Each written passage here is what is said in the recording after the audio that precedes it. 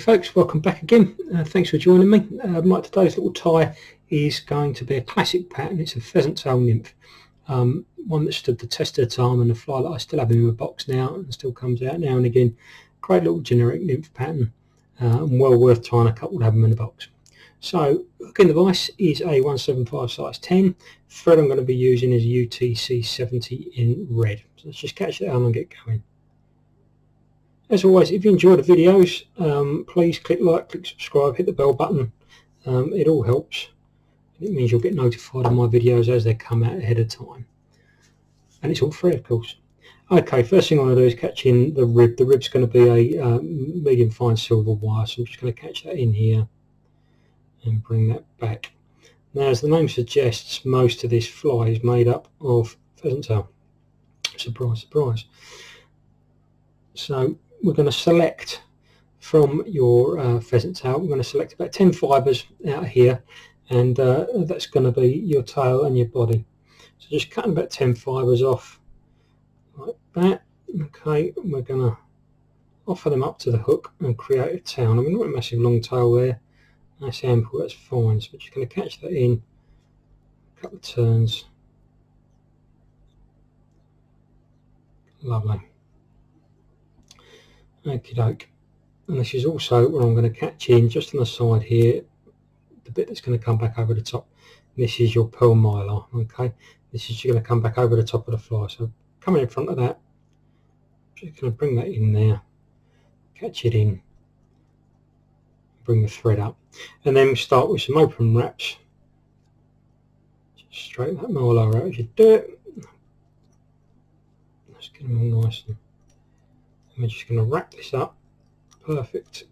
It's going to all come to create your body. I just like to use a finger every wrap just to trap it with my finger, stop it from coming undone, and then you're coming up to about there. Okay, 2/3 of the work way up, and then we're going to cut the thread turns in there just to catch it all in and hold it in place. That's lovely. Okie doke. Just wind that forward, and I'm going to just trim off this bit of waste here. Okay, now what we want to do before I bring anything else forward is I'm just going to put the first bit of the flashback in. So I'm going to bring that forward and just catching that in there, making sure that's lined up and on the back, dead centre down the back there, which it is. Couple of turns with a thread, and then you're going to come up in opposing turns with your rib to lock that down.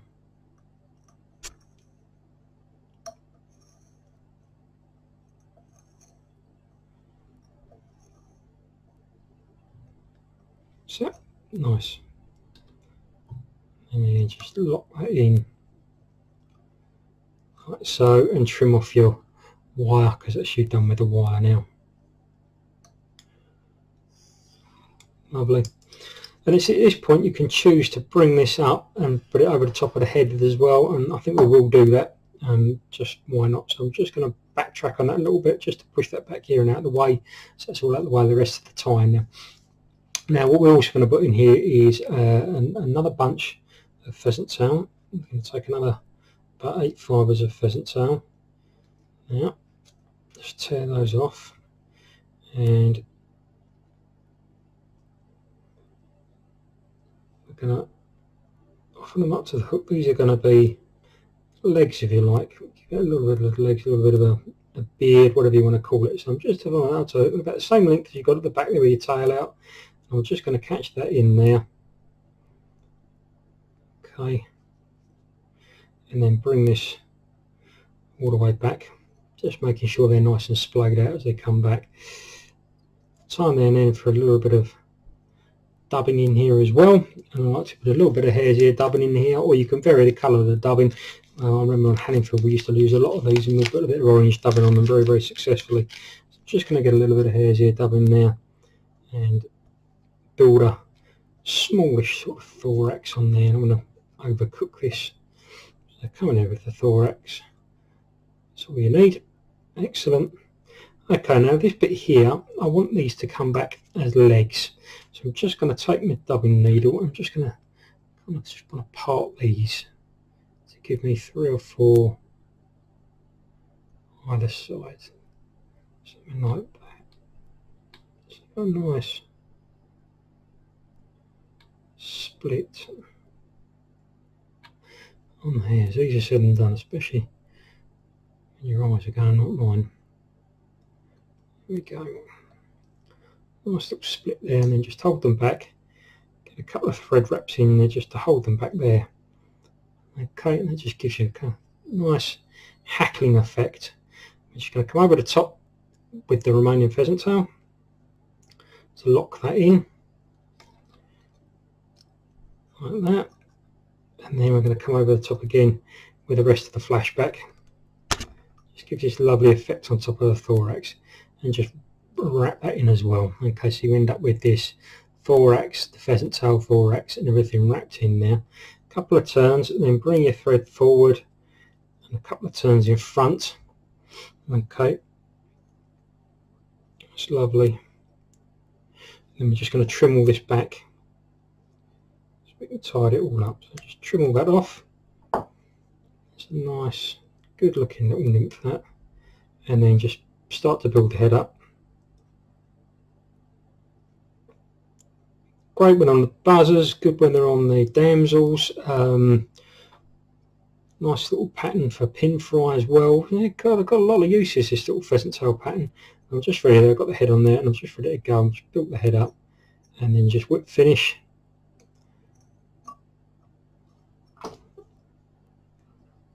Beautiful, nice little good looking nymph that. You can see the legs out there. Can you see the thorax on the back of there as well, just catching the light as it comes around. There we go, there's the thorax there. Just wait for the camera to catch the light properly.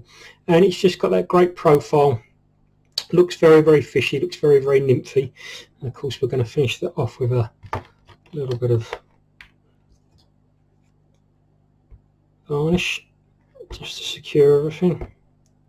And you can vary the colour of the thorax. You don't have to tie it with the flashback, it's up to you. We used to carry a real variety of these back in the day.